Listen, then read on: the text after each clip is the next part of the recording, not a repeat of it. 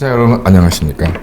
이몽수의 정상회담 2부 시작하겠습니다. 이제 이 방송을 보시는 날이 이제 7월 17일 이제 우리나라의 재헌절입니다. 1948년 7월 17일 그 같은 해에 50 총선거에 의해서 구성된 이제 의회가 국가의 근본적인 뼈대를 할 수 있는 헌법을 제정해서 통과시킨 후에 이제 이를 공포한 날, 그래서 재헌절이라고 해서 뭐 우리나라에서는 4대 국경일로 지정되어서 이제 당연히 공휴일로 있다가 근본 없는 자들에 의해서 그 의미가 훼손되면서 국경일의 지위를 잃어버리고 사실상 기념일에 그런 정도에 머물러 있지만 참 그런 것만 보더라도 얼마나 그 기존의 그 위정자들이 이 기본적인 의식이 모자란 인간들이 쭉 집권해왔는지를 알 수 있다고 생각합니다. 기본적인 개념도 국가에 대한 개념도 없는 유정자들이 집권해왔는지를 확인할 수 있습니다. 재헌헌법은 지금 현행 헌법하고 좀 많이 다른 점이 있습니다. 그게 세 가지가 있는데요. 당시에 이제 여러 가지 해방 공간에서의 어떤 좌우 세력 간의 뭐 갈등도 많았지만 또 이제 그만큼 또 서로 독립운동을 통해서 서로 이제 이해하는 바도 많았고,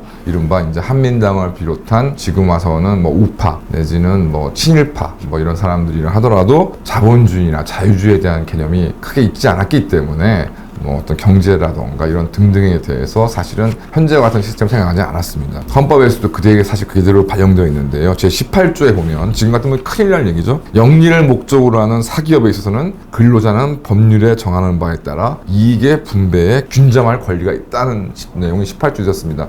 이건 아마 민주소송도 요즘 이렇게 이런 내용을 주장하지 않았을 텐데 당시에는 이 정도로 굉장히 좀 좌파 경향의 국회의원들이 굉장히 많았다. 나라 전체가 사실 그렇다고 봐도 과언이 아니라고 생각이 좀 듭니다. 그 다음에 84조에서는 대한민국의 경제 질서는 모든 국민에게 생활의 기본적 수요를 충족할 수 있게 하는 사회 정의의 실현과 균형 있는 국민 경제의 발전을 기함을 기본으로 삼는다 라고 되어 있습니다. 기본적 수요를 충족할 수 있는, 어떻게 보면 대표가 내세우는 이제 선포 15조의 개념과 오히려 유사한 그런 얘기고, 그다음에 85조에는 광물, 기타 중요한 지하 자원 등은 국유로 한다. 그다음에 86조에는 농지는 농민에게 분배하며 그 분배의 방법, 소유의 한도, 소유권의 내용 한계는 법률성한다. 그래서 이제 그 48년 정부 수립 이후에 이제 농지 개혁이 실시되는 근거 규정을 삼고 있고, 이런 것은 현재까지 경자 유전의 원칙, 그래서 농사를 짓지 않는 사람들은 농지 소유가 원칙적으로 금지되는 그런 것들로 좀 이어져 있습니다. 그 다음에 뭐 87조 중요한 운수, 통신, 금융, 보험, 전기, 수리, 수도, 가스 및 공공성을 가진 기업은 국영 또는 공영으로 한다. 공공 필요에 의하여 사영을 특허하거나 또는 그 특허를 취소함은 법률에 정하는 바에 의하여 행한다. 그래서 되어 있어서 근로자들의 이익 균정권을 인정하고, 그 다음에 경제 질서는 이런 자유주의적인 것이 아니라 국가가 통제하고 감독하며, 그 다음에 국가가 국민의 어떤 기본적인 어떤 생활을 유지해야 되는 책임, 모든 것이 국가가 직접 관할하고 감독하는 것이 원칙이고, 어떻게 보면 사적 자유재산자 제도나 이런 것들은 예외에 해당되는 이런 부분들을 규정을 하고 있었습니다. 또한 이제 대통령 중심제인 현행 헌법과 달리 당시는 이제 의회 중심의 권력 체제였는데요. 아시는 바와 같이 한민당 등을 포함한 이제 의회의 다수파들은 이제 일본과 같은 내각 책임제를 이제 헌법을 하기를 원했고, 그래서 헌법을 기초했던 유진호 박사가 이런 식으로 이제 헌법을 만들었는데, 이제 김구나 이런 사람들이 이제 출마를 포기함에 따라서 대통령 당선이 확실하였던 이승만 박사, 이제 일본식 내각 책임제가 아니라 대통령 중심제로 헌법을 채택해야 된다고 주장을 했지만, 결국 이제 그래서 다수파에 의해서 사실상 그러니까 성격적으로는 대통령의 권한도 어느 정도 있지만 의회가 굉장히 강력한 권한을 가지게 되는 그런 헌법이 만들어지게 됩니다. 그래서 53조에 대통령과 부통령은 국회에서 무기명 투표로 각 선거하고, 전황의 선거, 대통령과 부통령은 국회 3분의 2의 출석과 출석의원 3분의 2 이상의 찬성 투표로 국회가 대통령과 부통령을 선출하는 그런 구조를 만들었고요. 그 다음에 이제 특이한 건 사실상 뭐 우리가 관행적으로 내각이라는 표현을 쓰면서 이제 국무회의를 많이 거론하지만, 뭐 사실상 국무회의는 우리나라 헌법에서도 실질적인 의미는 크게 가지고 있지는 않습니다. 물론 이제 대통령이 하는 모든 행위나 이런 것들이 국무회의를 거쳐서 이제 이루어져야 되지만, 사실상 뭐 국무회의를 거치지 않는다고 해서 어떤 문제가 바로 생기는 건 아닌, 또 국무회의가 실질적으로 심사권을 행사하는 것인지도 좀 의문이 있는 상황인데요. 반면에 재헌헌법은 68조에 국무원은 대통령과 국무총리 기타의 국무위원으로 조직되는 합의체로서, 합의체라고 명확하게 규정하고 있죠. 대통령의 권한 속한 중요 국책을 의결한다. 그래서 내각 책임제에서 내각과 같은 역할을 국무원은 상정하고 두고 있습니다. 그 다음에 이제 헌법 개정의 제안은 대통령과 국회에만 두었고 헌법 개정 또한 국회의 의결로서만 가능하도록 이렇게 만들어져 있었던 것이 재헌 헌법이었습니다. 반면에 이제 지금 헌법재판소와 달리 탄핵재판소와 헌법위원회를 두었는데요.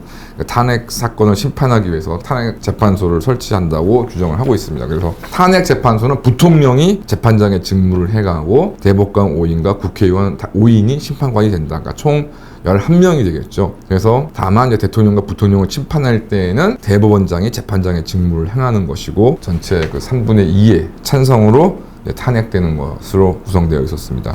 근데 바로 요 같은 구성 방식은 다른데 이제 그 이름을 좀 다른 헌법위원회라는 것도 구성되어서 상정을 하였습니다. 그래서 탄핵재판소와 구성은 거의 동일하고 다만 이제 이 지금과 달리 헌법위원회가 위원 결정을 함에 있어서 법원이 헌법위원회에 제청을 해야만 위헌 여부를 결정할 수 있었습니다. 그래서 이러한 경우가 있었기 때문에 법원이 그 막강한 입법부나 행정부의 어떤 뜻을 거스르고 위헌 여부를 심사하는 것은 사실상 상정하기 어려웠고, 지금은 이제 국민들이 자신의 기본권이 이제 문제가 되면 헌법소원을 청구할 수 있지만 당시에는 이제 법원만이 청구할 수 있었기 때문에 사실상 헌법위원회가 열려서 위헌 여부를 심사하고 그런 적은 없었던 것으로 좀 알고 있고, 재헌헌법의 101조 부칙 제 101조를 보면은 1945년 8월 15일 이전에 악질적인 반민족 행위를 처벌하는 특별법을 제정할 수 있다. 그래서 정부 수립 이후에 이제 의회가 국회가 이제 반민 특위를 이제 구성해가지고서 반민족자 행위를 처벌한다는 이유로 여러 가지 활동을 하다가 이제 갈등 속에서 이제 무산된 바가 있습니다. 그리고 아시는 것처럼 재헌헌법에 의해 선출된 국회의원의 임기는 당의 의원들에 향해 되어서만 2년으로 제한을 했었고, 그래서 이제 6.25 전쟁이 발발하기 직전에 국회의원 선거가 있어서 이제 국회 구성이 이제 변경되게 됩니다. 그래서 원래는 이제 재헌 국회에는 참여하지 않았던 김구 중심의 한독당 세력들이 대거 이제 의회에 진출하게 되고, 재헌 국회에서는 굉장한 다수를 차지했던 한민당 세력들이 이제 몰락함에 따라서 이제 결과적으로 전쟁이 터진 이후에 이제 한민당이, 그러니까 이승만 대통령 입장에서는 이제 한민당을 더 중요한 파트너로 봐야 될 가능성이 더 완전히 사라져버린 것이죠. 그래서 결과적으로 이제 한민당과 이승만 대통령이 결별하게 되고, 이승만 대통령은 독자적으로 자유당이라는 어떤 여당을 이제 구축을 해서 이후 이제 어떤 자신의 정치를 자유당을 통해서 진행하는 이제 그런 일들이 벌어지게 됩니다. 그래서 말씀드린 것처럼 재헌 많은 사람들이 이제 헌법 교과서에서만 간략하게 언급되는 것이지만 권력 구조에 있어서야 저희가 더 이상 얘기할 필요는 없을 거라고 좀 생각이 들지만은 사실은 의회가 굉장히 강력한 권한을 가지고 있었던 것이 이후 이제 이승만 대통령과 박정희 대통령에 의해서 대통령 중심제로서 이제 모습을 쭉 거쳐가게 되고, 특이하게 이제 당시에 농림부 장관이 이제 조봉암이었던 것처럼 이제 농지 개혁 등을 염두에 두는 그런 것들을 절실히 필요한 그런 시대였기 때문에 이른바 자유시장 경제에 입각한 그런 원칙들보다는 굉장히 사회주의 성향이 굉장히 강했던 그런 것들, 그리고 국가의 어떤 경제에 대한 통제나 그런 것이 오히려 원칙으로 되는 그런 시스템이 재헌헌법이었다. 그리고 이것이 이 당시 이제 초대 이제 국회의장 선출되었던 이승만 박사에 의해서 이제 이게 선포가 되었다. 이게 기업의 자유, 시장 경제 이런 것들이 결코 우리나라 역사에 있어서 유구한 어떤 원칙은 아니었다. 중간에 경제 개발 등에 있어서 이런 것들이 의미가 있었고 우리가 잘 거기서 번영을 했지만 만고불변의 진리인 것처럼 생각할 필요가 전혀 없다는 것이 이제 재헌헌법에 그대로 드러나 있습니다. 이런 것들을 사실 좀 잘 계승하고 해야 되는데 이제 재헌절의 의미도 퇴색돼 가면서 그날 그 건국에 앞서 헌법을 처음 만들었다는, 대한민국에서 이런 민주주의 헌법을 처음 만들었다는 그 날을 이제 기념하지 않는 대한민국의 여러 가지 헌법을 망각한, 헌법의 정신을 망각한 이들이 설치고 있는 것은 어떻게 보면 당연하다는 생각이 좀 듭니다. 감사합니다.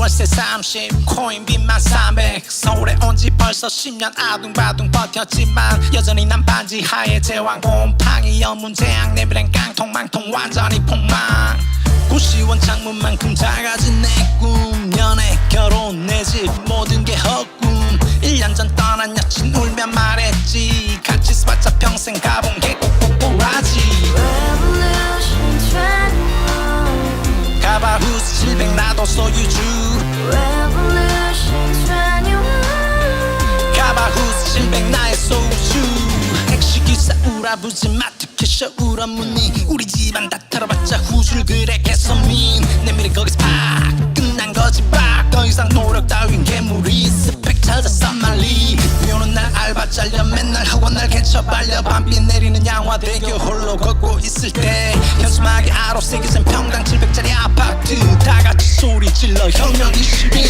Revolution